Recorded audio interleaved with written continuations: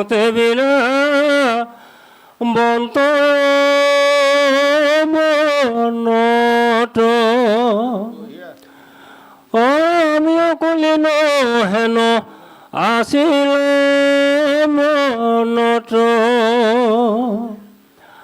আৰাম তোমাক আৰু প্ৰশ্ন ভৰিলো আজি কি পবিত্ৰ শুনা যেন জানো কহো কৃষ্ণ চৰিত্ৰ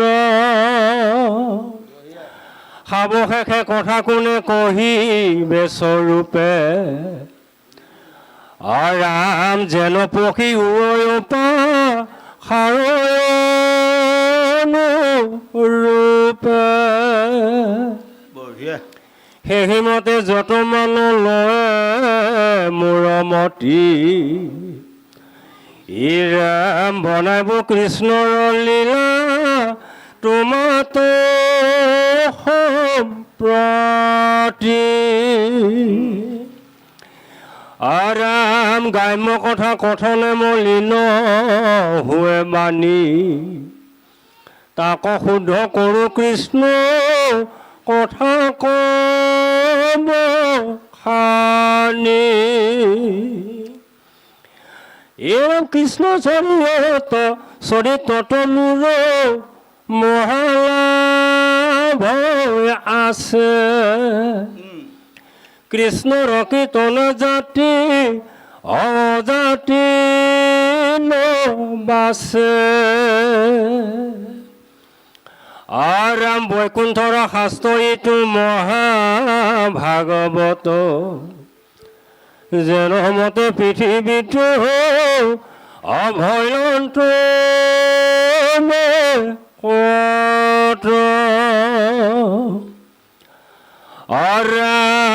আৰাম যিমতে কৰিল শাস্ত্ৰ ব্যাস সৰ্বজানে প্ৰথম হৰি কস্মৰি শুনা সাৱধানে আজি সুতে শৌনক আদি ঋষিসকলক কৈছে মোৰ আজি ভাগ্যখন খুব ভাল মোৰ অন্তৰত এনেকুৱা এটা লাগিছে নহয় ভকতে যেতিয়া মোক ভাল বুলি ক'লে ভকতে যেতিয়া সুজাতি বুলি ক'লে আজি অকুলীনৰ পৰা মই কুলীন হৈ গ'লোঁ হয়নে এতিয়াও মন কৰি আছোঁ আমাক আপোনাক বা তেখেতক বা কোনোবা এজনক যেতিয়া কোনোবা ভকতে ভাল বুলি ক'ব মনত কিমান এটা শান্তি পোৱা যায় কোনোবাই যদি নিন্দাবাণী এটা কৰে কিমান এটা অশান্তি আহিব সেইকাৰণে আমাক ভাগৱতে কৈছে এই লোকসকল কাকো নিন্দা নকৰিবা হয়নে আজি ভাগৱত লিখি হৰিনাৰায়ণ দত্ত বৰুৱাই কৈছে মই জানি অজানিতে এই ভাগৱত লিখিছোঁ ইয়াতে অনেক হয়তো ভুল হ'ব পাৰে কিছুমানে মোক যাতে নিন্দা নকৰক আৰু যদি কোনোবাই নিন্দা কৰে তাতো মই বৰ ভালে পাম মোক নিন্দা কৰি কৰি যদি কোনোবাই বৰ আনন্দ পায় তেনেহ'লে তেওঁলোকে আৰু আনন্দ পাওক বুলি কিন্তু মই ঈশ্বৰৰ ওচৰত ক'ম হয়নে গতিকে এক নম্বৰতে হ'ল মানুহক নিন্দা নকৰিবা প্ৰথম এইটো বেয়া দুখ আৰু এজন মানুহ মন কৰিব কোনোবা এজন মানুহ নিজে জানাম দেখুৱাই ফুৰে জানাম দেখুৱাই ফুৰা মানুহে কেতিয়াও ভকতি উপাৰ্জন কৰিব নোৱাৰে সেইকাৰণে আমাক কৈছে সাৱধান বিষয় বাসনা কথা বেছি ক'লে মুখ নষ্ট বেছি কথাত মুখ নষ্ট বিষয় বাসনা শাস্ত্ৰ ভাগৱতৰ নহয় আমি ধৰ্মৰ কথা আলোচনা কৰি যদি খুব কৰি থাকোঁ ইয়াত আমাৰ মুখ নষ্ট নহয় যদি কেতিয়াবা কোনোবাই দুজনে লগ লাগি তেওঁৰ পৰিবাৰৰ কথা তেওঁৰ ধন ধানৰ কথাকে কৈ থাকেই তাকে যদি শুনি থাকা এই কাম শেষে আৰু পঞ্চতংগত আপোনাৰ ভকতি শেষ হ'ব হয়নে আৰু বেছি লোভত দেহ নষ্ট এয়া শাস্ত্ৰবাণী যিজন মানুহ খুব লোভ বেছি হ'ব তেওঁৰ দেহ নষ্ট হ'ব অকালতে হয় বেছি আহাৰত পেট নষ্ট যিজন মানুহ খুব আবে যাবে আহাৰবোৰ খাই ফুৰে তেওঁ পেট নষ্ট হয় এতিয়া আমি আপোনালোকৰ পাৰধূলি অসমত ঘূৰি আছোঁ ক'ৰবাত আইসকল মাতৃসকলে ইমান মৰম কৰি ক'ৰবাত তেল পিঠা তিল পিঠা এসোপা এসোপা আমাক দিছে আমি নাখাওঁ নহয় কেতিয়াবা বাইকতো ৰাখি এটি খাই থৈ গুচি আহিম আৰু কাৰণ পিঠা পনাবিলাক আইসকলৰ পেটটো মোৰ, পেটটো মই সাৱধান ৰাখিব পাৰিব লাগিব। পেটটো সাৱধান ৰাখিব পৰাৰ কাৰণে ভালভাৱে ঘূৰি ফুৰিব পৰা হৈছে। গতিকে কৈছে বেছি আহাৰত পেট নষ্ট, বেছি আদৰত সন্তান নষ্ট। যিজনী মানুহে নিজৰ সন্তান সন্ততিক বৰ আদৰ মৰম কৰে, এই তাই সন্তান নষ্ট হ'লেই আৰু, হয়নে? হয়, খোৱাৰ সময়তে নিজৰ ল'ৰাটো বা ছোৱালীজনী কি বুলি খুৱাই জানে? অ' দেহা এই মুঠিও খোৱা, অ' শুন এই মুঠিও খোৱা। হয়, আকৌ পঢ়া সময়তো যদি কয় অ' দেহা পঢ়া গৈ যোৱা, অ' দেহা পঢ়া গৈ যোৱা, আপোনাৰ ল'ৰা ছোৱালীক গ'ল আৰু। মুঠ সলাই দিবা শিকিব লাগিব। খুৱাওঁতে দেহা শুন বুলি খোৱালে লগে লগে আপুনি ক'ব লাগিব এই কিতাপ লোৱা, লাল চকু দেখুৱাব পাৰিব লাগিব। সেইগৰাকী মানুহ ল'ৰা ছোৱালীবিলাক ভাল হ'ব, হয়নে? যে বেছি জানাম দেখুৱাই ফুৰা মানুহ সন্মান নষ্ট। যিজন মানুহে কম জানি বেছি জানা দেখুৱাই ফুৰে, এই তেওঁ সন্মানটো শেষ কৰি ল'ল যায় আৰু। মহাপুৰুষ গুৰুজনা শংকৰদেৱে কীৰ্তনত কি লিখিছে দেখিছে, হয়নে? মূৰ্খ হৈ বোলে মই পণ্ডিত নষ্ট কৰি ফুৰে আনৰ ৰচিত। যিজনে মূৰ্খ হৈ পণ্ডিত দেখুৱাই ফুৰে তেওঁতো নষ্ট গ'ল, আনকো নষ্ট নিয়ালে। হয়, গতিকে সেইজন সেয়া। আৰু বোলে বেছি নিমখত তৰকাৰী নষ্ট। যদি দিব লাগে 50 গ্ৰাম নিমখ, গোসাঁনীহঁতে দি পেলালে 200 গ্ৰাম নিমখ, সেইখন তৰকাৰী 12 মছলা দিলেও গ'ল, 14 মছলা দিলেও গ'ল, আৰু কাম নাই আৰু, হয়নে? গতিকে আমি সাৱধান হ'ব লাগিব। পৰীক্ষিত সাৱধান সাৱধান কোৱা মানে আমাক কৈছে, আমিও সাৱধান ৰাখিব লাগিব। কি ৰাখিব লাগিব? মুখ সাৱধান ৰাখিব লাগিব। পঞ্চতি বিংশতি, তাৰমানে অৰ্থাৎ এই দেহটোত 9খন দৰজা, দুটা কাম কৰা দৰজা 2খন, এটা এটা কাম কৰা দৰজা 7খন, হয়নে? দৰজা হ'ল 9খন, কৰ্ম হ'ল 11টা। মুখখন দুটা কাম কৰা, এটা খোৱা এটা কোৱা। পেচাব কৰা দৰজাখনৰ 2টা কৰ্ম, তাৰ বাহিৰে বাকী 7খন দৰজা এটা এটা কৰ্ম।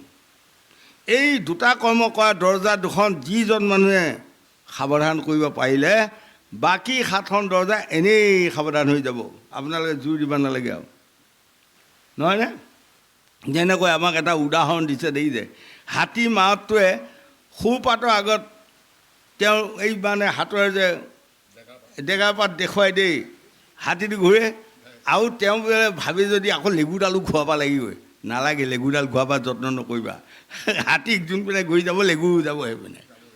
তেনেকৈ আমাৰ 2টা কাম কৰা দৰজা 2খন যিজন মানুহে সাৱধান কৰিব পাৰিলে সেইজনে বুকু ভিন্দাই ক'ব পাৰিব, জন্মে জন্মে মই য'তে জন্ম পাম ত'তে শান্তি পাম।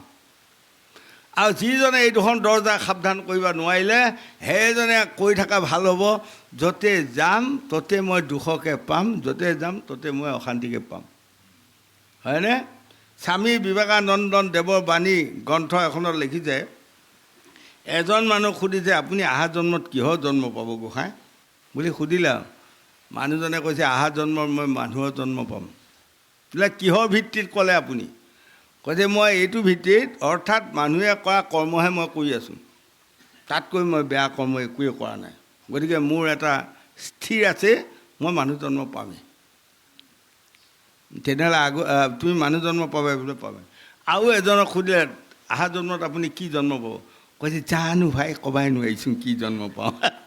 তাৰমানে তেওঁ কাম কৰা নিজৰে থিৰতা নাই, তেওঁ কি জন্ম পাব থিৰতা নাই। আৰু এজন মানুহ সুধিলে আপুনি অহা জন্মত কি জন্ম পাব? সেই কৈছে কুকুৰ মেকুৰী গৰু ছাগলী গাহৰি জন্ম পাম। বোলে কিহৰ কাৰণে তুমি ক'লা? কৈছে মনুষ্যৰ জন্ম ল'লোঁ সঁচা, সৰুকালৰ পৰা আজিলৈ ভাল কৰ্ম কৰিবাই নোৱাৰিলোঁ, গতিকে জানিছোঁ অহা জন্মত কুকুৰ চিকাৰ গাহৰি গৰ্ভত জন্ম লৈ 20টা বৰকচুকে খাই ফুৰিব লাগিব, আৰু খামেই আৰু কি আৰু দেখিছে। গতিকে মানুহ যাওঁতে যাওঁতে যাওঁতে যাওঁতে আকৌ এদিন শেষ বিচনা এখন আমাৰ পৰিবগৈ নহয়। শেষ বিচনাত পৰাৰ লগে লগে নিজে নিজে জানিব, এইটো যমপুৰাণৰ কথা মই অকণমান আগুৱাই দিছোঁ আপোনালোকক, নিজে নিজে তেতিয়া সেইদিনা জানিব কি জন্ম পাম মই, শিয়ালৰ পামনে কুকুৰৰ পামনে ছাগলী পামনে গাহৰি পামনে, চব ভাঁহি আহিব, ভাঁহি উঠিব, হয়নে? ৰাইট, হয়। গতিকে সেইদিনা মনত পৰি যাব, শেষ বিচনাত পৰা দিনা যান্ত্ৰণা কোবত আপোনাৰ মনত পৰি আহিব, সৰুকালৰ পৰা ক'ত ক'ত কি কাম কৰিছিলোঁ চব মনত পৰি যাব। তেতিয়া ৰেহাই নাই। কি কি কৰ্ম কৰিলে। আৰু এটা কথা কৈছে আপোনালোকলে পাইছে নহয়, যদি এতিয়াৰ পৰা আমি যত্ন কৰা হয়, মৃতকৰ সময়ত যদি প্ৰভু ভগৱন্তৰ 108টা মুখ্য নামৰ ভিতৰত যদি কোনো এটা নাম আমাৰ মুখত আহে, তেনেহ'লে আমাৰ সকলো পাপ নাশ হ'ব। তাৰ প্ৰমাণ আপোনালোকে ষষ্ঠ খণ্ডত পাইছে নহয়, নহয়নে? ভাগৱতৰ 12 স্কন্ধ ভাগৱতৰ 12 শ্লোকৰ কথা শুকদেৱে গংগা পাৰত কৈ গৈ আছে, সাৱধান হৈ শুনা ৰজা, সাৱধান হৈ শুনা। আৰু প্ৰথম ভাগৱতৰ আৰম্ভণিতে ওপৰত এখন ক'লা চন্দ্ৰতাপ তৰি দিছিলে। তৰি দি শুকদেৱে পৰীক্ষিতক কৈছিলে, ৰাজা তুমি একাদিক্ৰমে ভাগৱত শুনি যাবা, ক'লা চন্দ্ৰতাপখন চাবা, ক'লা গুচি যেতিয়া বগা হ'ব, তোমাৰ চব বেয়া কাম পাপ কাম নাশ হৈ যাব, তেতিয়া তুমি গতি পাবা। হয়, আৰু যেতিয়া পঞ্চম স্কন্ধ গ'ল ভাগৱতৰ, তেওঁ গৰ্ভৰ পৰা পঞ্চম স্কন্ধ ভাগৱত গ'ল, তেতিয়া পৰীক্ষিত ৰজাই মানে হুক হুকাই কান্দিছে, পানী চব মানে চকু পানী বৈ আছে। হয়, আৰু তেতিয়া শুকদেৱে কৈছে, ৰ'বাচোন ৰ'বা ৰাজা, তুমি যে কান্দিছা, তুমি ইমান হুক হুকাই কান্দিছা, আৰু আকাশৰ ফালে চাই ক'লা চন্দ্ৰতাপখন অকণো বগা হোৱা নাই। ক'লে পঞ্চম স্কন্ধ মোৰ গৰ্ভৰ পৰা ওলাই গ'ল ভাগৱত, এতিয়াও ক'লা চন্দ্ৰতাপ ক'লা ভাই আছে, আৰু তুমি এতিয়া কান্দিছা, তোমাক মায়ে পালে নেকি? মই প্ৰথমে কোৱা নাই তোমাক, মায়ে পালে কিন্তু তুমি অধুগতি যাবা, 20টা বৰগছো খাই ফুৰিব লাগিব তুমি। তোমাৰ মায়ে পালে তুমি কান্দিছা, তেতিয়া কিন্তু পৰীক্ষিত ৰজাই কৈছে, মই যিটো ভাবিছিলোঁ সেইটো মায়া নহয়, আপুনি কোৱা মায়াটোত মই পৰা নাই। কি মায়াত পৰিছা? কৈছে মই মৰাত ভয় কোৱা নাই, কিন্তু আৰু কেইদিনমান সাপ দিলে কেইদিনমান যদি বহলাই দিন দিয়া হয়, মই গতি পালোঁ হয়। এতিয়া মুঠে 7টাহে দিন দিলে, 7টা দিনত মই কেনেকৈ গতি পাম? মই নিশ্চয় অধোগতিয়ে যাম, হয়নে?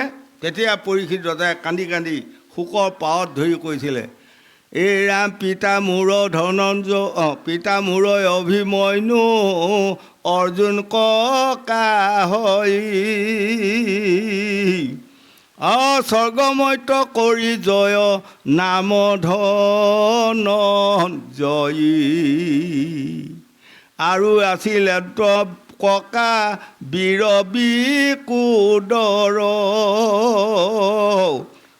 গদাধৰ নাম লৈলা পৃথিৱী ভিতৰ।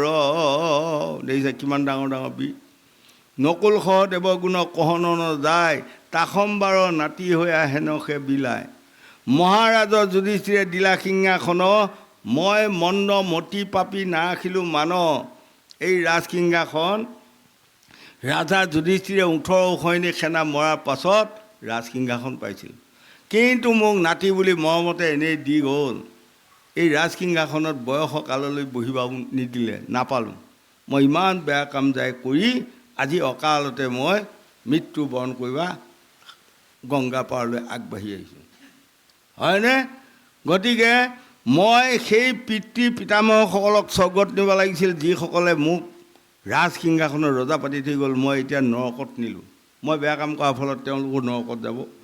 গতিকে গুৰুদেৱ আপোনাৰ পাৱত ধৰিলোঁ, ভাগৱত বন্ধ কৰক এই সময়তে, মই নুশুনো আৰু নুশুনো। মই অধোগতি যাই কুকুৰ চিকাল গাহৰি গৰ্ভত জন্ম লৈ মই 20টা বৰকচু খাই ফুৰিমগৈ, এয়াই হওক।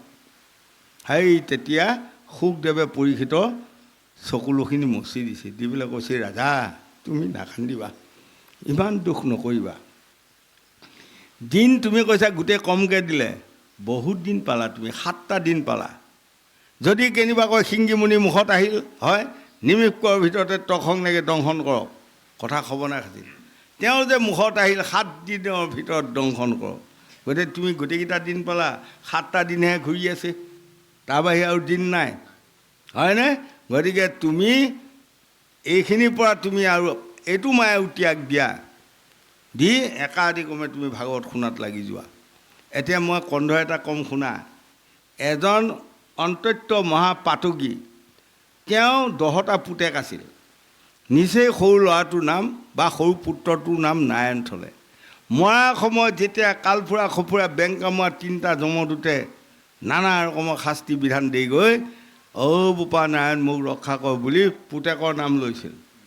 তেতিয়াই তেওঁ সকলো পাপ নাশ কৰি বৈকুণ্ঠক যাব পাৰিলে। গতিকে মই এই খানিটো ষষ্ঠ কণ্ড মোৰ গৰ্ভত আছে, মই তোমাক কৈ যাম, তুমি একাদিক্ৰমে শুনি যোৱা। আজি শুকদেৱে ৰজা পৰীক্ষিতক ষষ্ঠ কণ্ঠত অজামিল উপাখ্যানটো শুনোৱাইছে, হয়নে? হৰিৰ নামৰ শুনিও মহিমা সাৱধানে কৰা চিত, অজামিল নামে আছিলে ব্ৰাহ্মণ বেশ্যাত ভৈলা প্ৰতিত। হয়, বিপ্ৰৰ ঔৰসে বেশ্যাৰ গৰ্ভত দশপুত্ৰ জাত ভৈলা, অতি দয়া তাৰ কনিষ্ঠ পুত্ৰ নাৰায়ণ নামত থৈলা। অনেক ধৰ্ম কৰন্তে বিপ্ৰ আয়ু ভৈলা সমাপত, ভয়ংকৰ তিনি গোটা যমদূত আগে ভৈলা উপথিত। কালফুৰা খফুৰা বেং কামোৰা তিনিটা যমদূতে আহি পাক জৰিয়ে বান্ধি লৈ লোহাৰ ডাঙে টাঙন দিয়াত লাগি গ'ল, হয়নে? মৰণতে বিপ্ৰৰ মুখত শুনিয়া হৰি কীৰ্তনৰ বাণী, হৰি নাম লৈলা বুলি খেদি আহিলা বিষ্ণুদূত চাৰি পানী। যেতিয়া কালফুৰা খফুৰা বেং কামোৰা তিনিটা যমদূতৰ টাঙনত অজামিল ব্ৰাহ্মণে বোপা নাৰায়ণ মোক ৰক্ষা কৰ, বোপা নাৰায়ণ ৰক্ষা কৰা। হয়, পুতেকৰ নাম নাৰায়ণ। হে বেছ চাওক, পুতেকৰ নাম মাতিছে, কিন্তু বিষ্ণুপুৰত বিষ্ণু যেতিয়া সিংহাসনত আছে, সিংহাসন কঁপি গ'ল। লগে লগে তলৰ পিনে চোৱাৰ লগে লগে দেখি অজামিল ব্ৰাহ্মণক মানে কালফুৰা খফুৰা বেং কামোৰা তিনিটা যমদূতে টঙনিয়াই আছে আৰু সি নাৰায়ণ নাৰায়ণ বুলি চিঞৰি আছে। লগে লগে চাৰিজন বিষ্ণুদূতক পঠাই দিলে, আৰু লগে লগে আহি চাৰিজন বিষ্ণুদূতে কৈছে, এইৰা মূৰ্খ যমদূতহঁত, তোমালোকৰ নিচিনা মূৰ্খ, তোমালোকৰ নিচিনা অজ্ঞানী আৰু পৃথিৱীত নাই।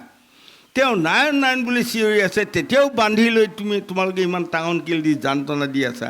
তেতিয়া বিষ্ণুদূতে কৈছে, সি আচল নাৰায়ণৰ নাম লোৱা নাইতো, পুতেকৰ নামহে লৈছে। সেইটোও সত্য, কিন্তু হয়নে নহয় কওক, সেইটোও সত্য।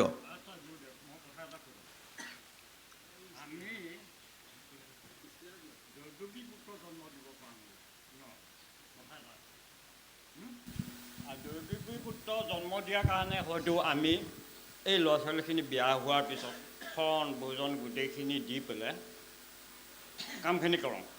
কৰাৰ পিছত এই সন্তানটো যাতে উচ্চমুখী হয়, সেইটো কাৰণেহে সিহঁতক শৰণ ভোজন দিয়া হয়। কিন্তু সেইটো নকৰি আমি শৰণ ভোজন দিয়া মানে ক'ৰবাত যাই পেলাই খোৱাটোহে হয়। কথাটো কৈছোঁ, সি দৈৱকী পুত্ৰ সি কেনেকৈ জন্ম দিব পাৰিব? ঠিক, সি দৈৱকী পুত্ৰ জন্ম দিব নোৱাৰিব। গতিকে আমি বস্তুটো বাল্যকালে চিমৰে যিটো লোকে সেই সংস্কাৰে মৰণত চিমৰে বঢ়িয়া। বাল্যকালৰ পৰা বস্তুটো যদি লাগি নাথাকে, বা আমি যদি নেদেখুৱাওঁ সিহঁতক, আমি যদি পন্থা সিহঁতক নিদিওঁ, গতিকে আমি দৈৱকী পুত্ৰ জন্ম দি পেলাই চনাহঁতক গালি পাৰিম। বঢ়িয়া। চনাহঁতক গালি পাৰি যাওঁ, কিন্তু বৈজাতটো আমি ঈশ্বৰ সেয়া কি বস্তু, এই ভাৱটো সিহঁতক হয়তো সৰুদিপে শিকাব লাগে। সৰুদিপে শিকাব লাগিব যে ধুতি চলা পিন্ধি নামঘৰত যাব লাগিব, তেতিয়া সেইটো কথা বাদ দি পেলাই নুনিখন পিন্ধি পেলাই নাম। এনেকুৱা পৰিস্থিতি হয়।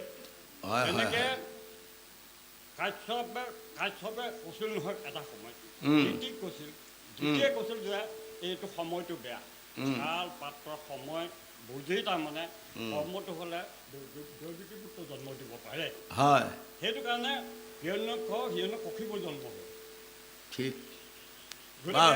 এতিয়া মই বুজি পাইছোঁ গোসাঁই, আপুনি কোৱাটো সত্য কথাই কৈছে। এতিয়া যেনেকৈ এই লগে লগে বিষ্ণুদূতে তেতিয়া অজামিলৰ আত্মাক গতি দিয়াব পাৰিলে, কাৰণ বিষ্ণুদূতে কৈছে মানে আচল নাম নকল নাম প্ৰশ্ন নাই, বাপেকৰ নাম পুতেকৰ নাম প্ৰশ্ন নাই, তেওঁৰ মুখত নাৰায়ণ আহিছিল নে নাই? বোলে আহিছিল। তেনেহ'লে তেওঁ ৰক্ষা পালে।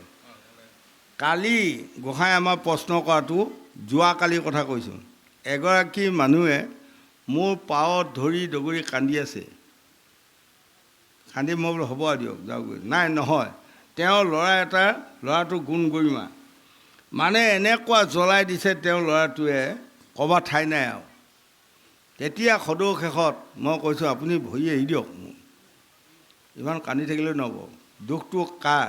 আপোনাৰ ল'ৰাটোৰ গাত দুখ নহয়, আপোনাৰ স্বামীৰ গাত দুখ। আপোনালোকে বেয়া সময়ত, বেয়া নক্ষত্ৰত, বেয়া যুগত, বেয়া তিথিত, বেয়া সময়ত আপোনালোকে এইটো সন্তান থিতি কৰিছিলে।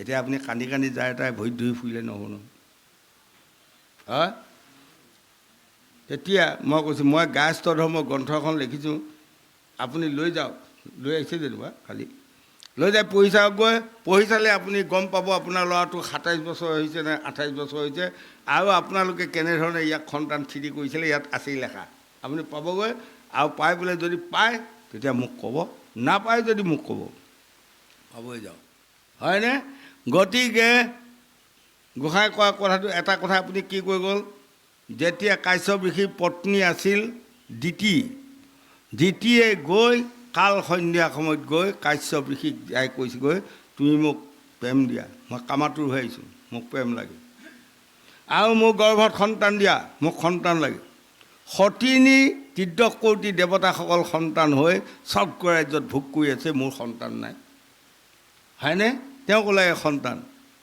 শাস্ত্ৰই কৈছে সতিনীৰ জ্বালা ভয়ংকৰ যদি মাতে ভালো মাতে তবু তাতে ফেৰ পাতে দিনে ৰাতি কণ্ডলবা হয় হওক যিমানে বাই ভনী নহওক যদি একেটা স্বামীৰ ওচৰতে দুগৰাকী গ'ল যোৱা দিনা পাছৰ পৰা তেওঁলোকে খাই সতিনী হ'ল বাই ভনীৰ কথাটো পাহৰি গ'ল এই তেতিয়া কাশ্যপ ঋষিয়ে কৈছিলে এই কাল সন্ধিয়া সময়ত তুমি মোৰ ওচৰত প্ৰেম নিবিচাৰিবা সন্তান নিবিচাৰিবা হয়নে কাল সন্ধিয়া সময়ত যদি তোমাৰ গৰ্ভত আজি মই বীৰ্যদান কৰা হয় তেনেহ'লে গুৰু গৌৰৰ নামানা অহংকাৰী অজ্ঞানী এটা মহাসতী সন্তান দস্যুত জন্ম ল'ব আৰু দিনত যদি কোনোবাই সন্তান সন্ততি স্থিতি কৰে তেনেহ'লে সেইসকল সন্তান সন্ততিয়ে ভিক্ষা মাগি ভাত খাব আপোনালোকে 10 কোটি টকা তাক দিলেও আনে বানে পঠিয়াই সি ভিক্ষা কৰি ভাত খাই ফুৰিব এতিয়া যে এই ভিক্ষাৰীবিলাক ফুৰে ভিক্ষাৰীকেইটাৰ দুখ নেকি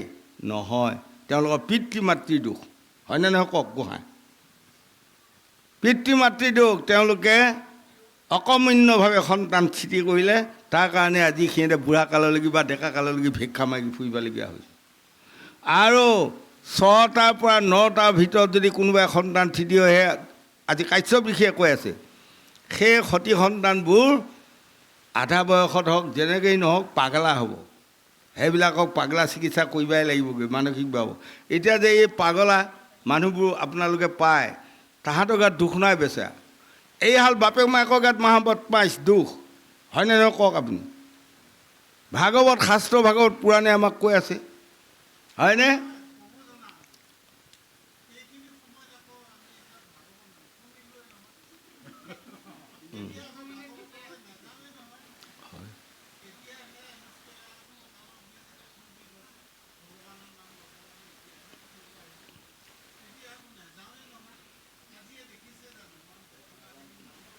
সেইটো আপুনি কোৱাটো মই ধন্যবাদ দিছোঁ কিয় জানে মই বৰ সৰু কালৰ পৰা শাস্ত্ৰ গীতা পঢ়া যে বোপাই যায় আমাৰ বোপাই চাকৰিয়াল মানুহ আছিল ৰাতি যায় নহয় ইঘৰে সিঘৰে মাতিলে মানে মই লগ নেৰোঁ একে সৰুৰ পৰা ফুৰোঁ যাই মানে মই বোপাই আহি ঘৰত কওঁ শাস্ত্ৰ পঢ়া কথাখিনি কোনেও একো নকয় কিয় তেতিয়া যুগত কি আছিল জানে তেতিয়া যুগত আপোনালোকৰ পিনে কি আছিল নাজানিম বাৰু মোৰ ফালতো কৈছোঁ আপোনালোকৰ ঘৰত কীৰ্তন সেৱা পাতিলে নহয় পঢ়ি গ'ল আৰু ভৈলা পৰশুৰাম নামে অৱতাৰ প্ৰদক্ষিণ কৰিব ভূমি 3 খাতম্বা আৰু সতীয়ক কাটিলা পৰশু কৰে ধৰি নিষত্ব কৰিলা সমস্তে বসুন্ধৰি গৈ আছে আৰু যাই যাই নৰাই ধা হোৱাৰ পাছত কৈছে এৰাম কলিৰ ধৰ্ম হৰি নামে জান ঔ পাপীৰ নিন্দাত নিদিবা কাণ হ'ল দে যা যোগাৰখিনি উলিয়াই দে তাৰমানে গাখীৰ জলপান যি আছে উলিয়াই দে হয় তাত অৰ্থ ফালাফালি কথা নাই সৰুকালৰ পৰা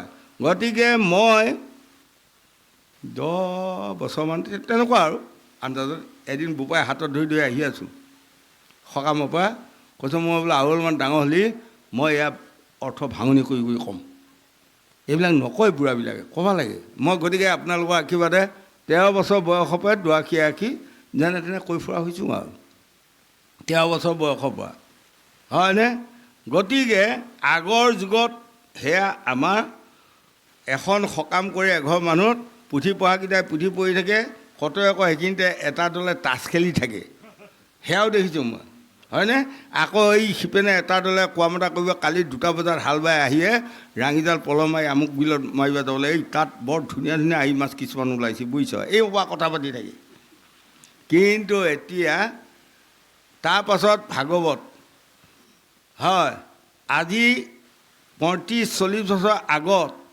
মই কেতিয়াবা ঘৰত আকৌ আই আগতে কওঁ ক'ব এইকেইদিন নিমন্ত্ৰণে অহা নাই ভাগৱত গাব মন গৈ আছে এনেকৈ থাকোঁ কিন্তু আজি প্ৰায় 27-28 বছৰমানৰ পৰা এনেকুৱা হৈছে এতিয়া 4খন ভাগৱতৰে গড়ে 3খন ঘূৰাই আছোঁ এখন 12 মাহে এখন ৰাখি থাকোঁতে খাটিব পৰা নাই ইমান ভাগৱত হৈ গ'ল গতিকে এতিয়া উঠি অহা ল'ৰা ছোৱালী যুৱক যুৱতী প্ৰজন্মসকলৰ আমাতকৈ ভাগ্য ভাল এইসকলে আজি ভাগৱত পাই গৈছে নহয়নে গতিকে ডিটি কাশ্যপ ঋষিয়ে আৰু এবাৰ কৈছে তুমি ধৈৰ্য ধৰি এতিয়া থাকা হয় 12টাৰ পাছত তোমাৰ লগত মই তোমাৰ কামনা বাসনা সম্পূৰ্ণ কৰিম আৰু ভাল সন্তান তোমাৰ গৰ্ভত মই থিতি কৰিম গতিকে 12টাৰ পাছৰ পৰা ব্ৰহ্ম মুহূৰ্তৰ ভিতৰত যি সতি সন্তান থিতি হয় সেইসকলে হৰি কথা শুনিলে দৌৰ মাৰি যাব ভকতক দেখিলে চকুকেইটা ভালদৰে মেলি চাব হয়নে সাধুৰ দৰ্শন দেখিলে আগুৱাই যাব আৰু যাৰ এইখিনি ভাগ নাই সেইসকলে গোসাঁই মাধৱদেৱে লেখা নাই হয়নে যাৰ অপুণ্য আছে অক্ষয় খাত সিটোজনে কাণৰ পাতে কৃষ্ণৰ কথাটো পিতৃ মাতৃৰ কাৰণে এই গৰ্ভত সন্তানে তেওঁ কোনো হৰি কথা শুনিবা সাধন নাপালে হয় গতিকে এতিয়া যেতিয়া তেওঁ গৰ্ভত সন্তান থিতি কৰাৰ পাছত দ্বিতীয়ে কাশ্যপ ঋষিক কৈছিলে স্বামী আপুনি যে এতিয়া মোৰ গৰ্ভত সন্তান থিতি কৰিলে কি সন্তান হ'ব দুৰাচাৰী কলংকিনী মন্দমতী তুমি মোৰ কথা নামানি পাগলী হৈ গ'লা এতিয়া তোমাৰ তোমাৰ গৰ্ভত 2টা যজা সন্তান জন্ম ল'ব স্বৰ্গ মৈত্য পাতাল চবতে কঁপাব সাধু গুৰু বৈষ্ণৱ ভকতে কতই প্ৰাণ ত্যাগ কৰিব তোমাৰ পুত্ৰৰ দুখত হয়নে হ'লনে নাই হিৰণ্যকশিপু আৰু নাই মানে এতিয়া কথা গোসাঁই কোৱাটো সত্য আজি 7 মাহমানৰ 7 মাহমানৰ আগৰ কথা কৈছোঁ বহুত দূৰত এখন ডাঙৰ ভাগৱত গালোঁ ভাগৱত শেষ কৰাৰ পাছত আই মাতৃসকল বা বোৱাৰীসকলে প্ৰায়সকলে সেৱা লৈ বিদায় দিছে তেতিয়া এগৰাকী শাহুৱেকে কৈছে আজি মোৰ বোৱাৰীগৰাকীও আহিম বুলি ওলাইছিলে কিন্তু তাই লাজ কৰিলে নহয় গৰ্ভত 7 মাহ থিতি সতি সন্তান গতিকে ময়ো ক'লোঁ নালাগে আহিবা মই বোলো ডাঙৰ ভুল কৰিলে মাতৃ আপুনি আজি আপোনাৰ বোৱাৰী যদি 7 মাহ গৰ্ভ হৈ আছে এই সময়ত যদি আপুনি ভাগৱত শুনোৱালে হয় আপোনাৰ নাতি গুণী জ্ঞানী সন্তান নাতি পালে হয় ডাঙৰ ভুল কাম কৰিলে আপুনি হয়নে গতিকে আমাক কিছুমানে লাজ কৰে এসময়ত আৰু কিছুমানে মানে কোনোবাই ঘৃণা কৰিব বুলি তাকো ভাল নাপায় এতিয়া আপোনাসকলে চাওক দৈত্যৰ শিশুসকলে পলাদক অকণমান দীঘল হৈ গ'ল পলাদক সুধিছিলে তুমি কথাতে কৈ আছা এয়া ভাগৱতৰ ধৰ্ম কথা এয়া ভাগৱতৰ ধৰ্ম কথা হয়নে তুমি এই মহাভাগৱতৰ ধৰ্ম কথা ক'ত পালা দৈত্য শিশুসকলে কৈছিল তেতিয়া পলাদে কৈছিল শুনা হেৰা দৈত্য শিশু এৰা ন কৰ্ম কুমাৰৰ কালতে লোৱা ভাগৱতৰ ধৰ্ম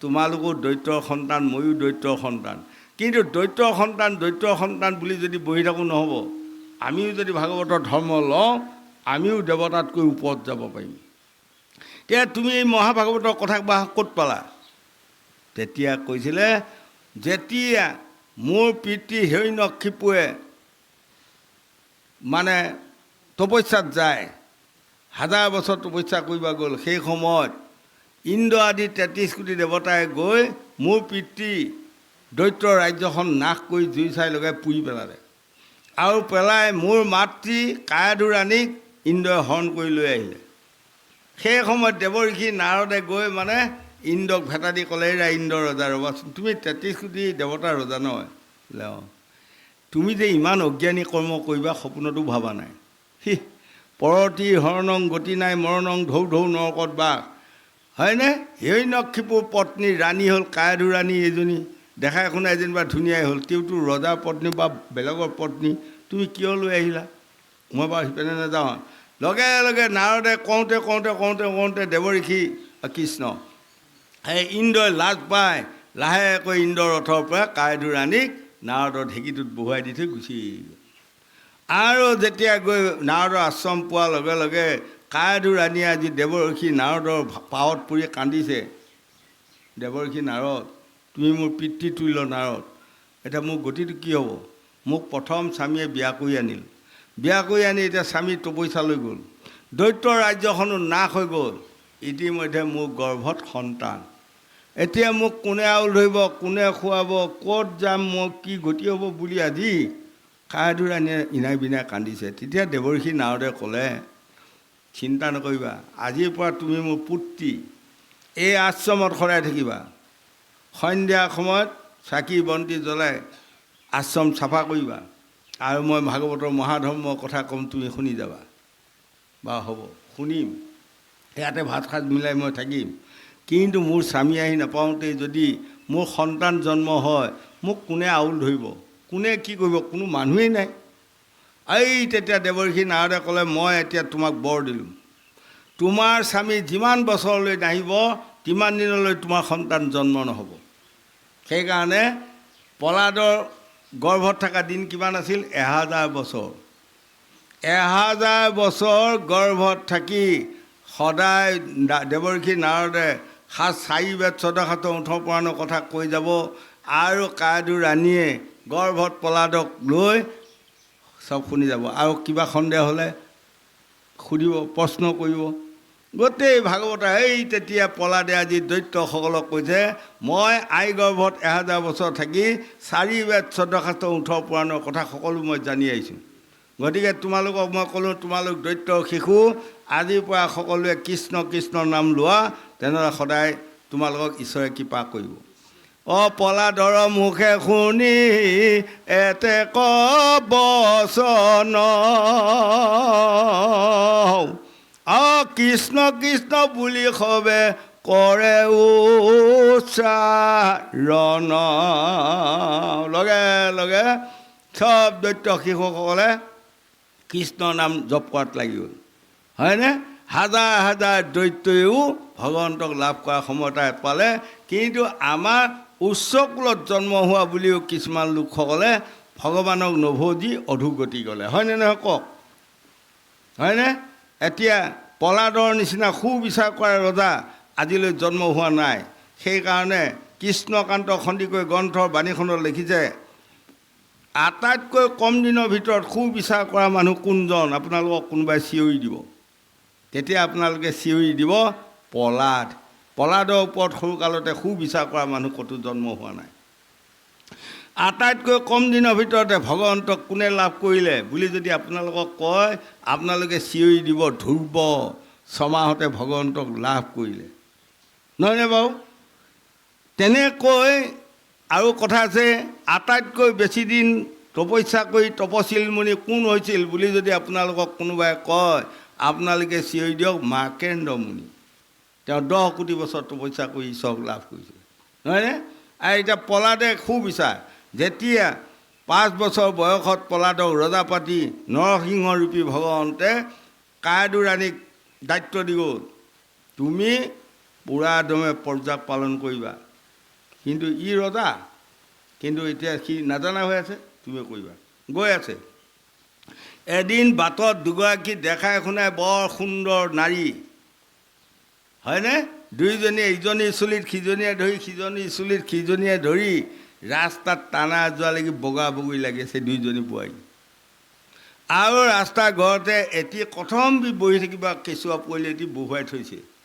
ইতিমধ্যে আপোনালোকৰ নিচিনা সজনসকল কেইবাজনীও পালেগৈ, পাই সুধিলে কিহৰ কাজিয়া, কি কথা? তেতিয়া ইজনীয়ে কয় এইটো মোৰ ল'ৰা, সিজনীয়ে কয় মোৰ ল'ৰা, কাজিয়া সেইখনে, হয়নে?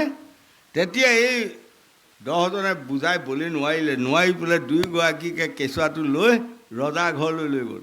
লৈ যায় কায়াধু ৰাণীক বিচাৰখন দিলে। ৰাজ দৰবাৰত কায়াধু ৰাণীয়ে সকলো পিনে বিচাৰ কৰি চালে, বিচাৰ কৰি চাই সদৌ শেষত কোনো পিনে মানাব নোৱাৰি 3গৰাকী আমাৰ আই মাতৃ বয়বৃদ্ধ মাতৃ বাছি দিলে। আপোনালোক 3গৰাকীক বাছি দিলোঁ, এই এগৰাকীক লৈ যোৱা এইটো ৰুমত টন খুৱাই দিয়া কেঁচুৱাটো, আৰু এইগৰাকীক লৈ যোৱা এইটো ৰুমত টন খুৱাই দিয়া, চাম কাৰ টন কেনেকৈ খায়। ভাবিছে তাৰমানে টন যদি যাৰ ভালদৰে নাখায় সেইজনে আচল সন্তান নহয় আৰু কিন্তু দুয়োজনীকে টন খুৱাই অনাৰ পাছত সোধাৰ লগে লগে এই তিনিগৰাকী সাক্ষীয়ে ক'লে নিজৰ মাকৰ টন যেনেকৈ খায় এইগৰাকীও খালে সেইগৰাকীও খালে ডাঙৰ কথা এইটো এতিয়া কাৰ মাক বুলি কেনেকৈ ধৰিব সদৌ শেষত কাইদুৰাণীয়ে এগৰাকী ক'লে হেৰি আপুনিয়ে কওক আৰু মই আৰু তাইকে এৰি দিলোঁ আৰু পুত্ৰটো আৰু মোক আৰু নালাগে আৰু কওক নাইবা ইগৰাকীয়ে কওক মই তাইকে এৰি দিলোঁ আৰু তেওঁ বিচাৰখন সমাধা হৈ যাওক তেতিয়া ইজনীয়ে কৈছে জীৱন দি থৈ যাম পুত্ৰ এৰি থৈ নাযাম আৰু ইজনীয়ে কৈছে জীৱন দি থৈ যাম পুত্ৰ এৰি থৈ নাযাম ডাঙৰ পাজলত পৰি মাথাত হাত দি কাইদুৰাণী তলমু কৰিল সেই সময়ত 7-8 বছৰ হোৱা পলাদে ক'লে সেই মাতৃ বিচাৰখন মোক দিয়কচোন মই কওঁ ৰাজ দৰবাৰত সেইদিনা পলাদক বিচাৰত এৰি দিলে আৰু তেতিয়া পলাদে এনেধৰণে বুজাই শুনাই কোনোপেনে বলে নোৱাৰি সদৌ সেৱক ক'লে এইটো এটা ৰজাৰ অৰ্ডাৰ যোৱা কটুৱাল মাতি লৈ আহা লিখচলিকে আহা আহি গ'ল এই ল'ৰাটো ফিটা মাৰি জোখা সমানে মাজতে দুটুকুৰা কৰি কাটি এইগৰাকীক এটুকুৰা দিয়া সেইগৰাকীক এটুকুৰা দিয়া ইয়াৰ ৰজাৰ অৰ্ডাৰ বুলি কোৱাৰ লগে লগে গাইৰগাই হাত তালি দিয়াৰ লগে লগে এগৰাকীয়ে দৌৰ মাৰি যায় পলাদৰ দুইখন ভৰিতে ধৰি দীঘল খাই পৰি কান্দিছে মোক ল'ৰাটো নালাগে আৰু তাইকে দিয়ক তেওঁ ল'ৰাটো কাটিব নোৱাৰিব মোক নালাগে তাইকে দিয়ক দেখিছে কান্দিছে কান্দাৰ লগে লগে পলাদে কৈছে ভৰি এৰি দিয়া কিন্তু মানুহগৰাকীয়ে কৈছে মই কেতিয়াও ভৰি এৰি নিদিম মহাৰাজ আপুনি সৰু ল'ৰা হ'লেও ৰজা গতিকে আপুনি মোৰ বাক্যটো আপুনি মানি ল'লেহে মই ভৰি এৰি দিব পাৰিম তাই তেতিয়া পলাদে ইগৰাকীয়ে কৈছিলে দেখিছা এইগৰাকীয়ে কৈ আছে তাইকে দিয়া তাৰমানে তোমাকে দিবা দিছে তেওঁ ল'ৰাটো কাটিব দিয়া নাই এতিয়া তুমিও বোধহয় তাকেই ক'বা নহয় তেতিয়া সেইগৰাকীয়ে ক'লে মই কিয় ক'ম তাকে সমানে দুটুকুৰা কৰি কাটি দিয়ক এটুকুৰা মই লৈ যাম হয় লগে লগে পলাদে ক'লে তুমি সমানে দুটুকুৰা কৰি কাটি দিলে এটুকুৰা লৈ যাবা বোলে অঁ এটুকুৰা লৈ যাম এই বান্ধা এই সন্তান নহয় আৰু এই যিজনী মানুহে মোৰ ভৰিত ধৰি কান্দি আছে ল'ৰাটো নাকাটিবা তাই সন্তান দি দিয়া হয়নে তোমাক 1 মিনিট সময় দিয়া হ'লে যদি তুমি সত্য কথা নোকোৱা তোমাক আজি প্ৰাণদণ্ড দিয়া হ'ব এয়া পলাদ ৰজাৰ অৰ্ডাৰ এই লগে লগে দীঘল খাই পৰি কৈছে ল'ৰাটো মৰমতে মই নিবা বুদ্ধিয়ে কৰিছিলোঁ মোৰ ল'ৰা সঁচাই নহয় দেখিছেনে এয়াই হ'ল পলাদে 7-8 বছৰ বয়সতে সুবিচাৰ কৰি ৰাজ দৰবাৰত ৰাইজৰ হাত তালি লাভ কৰিছিলে গতিকে আমাৰো ল'ৰা ছোৱালী যুৱক যুৱতী প্ৰজন্মসকল উচিত কথা ক'বা ধৰ্ম কথা ক'বা কৈ পেলাই তোমালোকে যদি কাৰোবাৰ হাত তালি পোৱা তেনেহ'লে তোমালোকৰ পুণ্য সঞ্চয় হ'ব সেইকণ পুণ্যৰ ফলত জন্মে জন্মে আমি য'তে জন্ম পাম ত'তে ভাল ভাল জেগাতে জন্ম পাম ভাল পিতৃ মাতৃ গুণী জ্ঞানী পিতৃ মাতৃ ঘৰত আমি জন্ম পাম বুলি ভাগৱতে আমাক সকীয়াই দি আছোঁ বা বুজাই দি আছে গোবিন্দ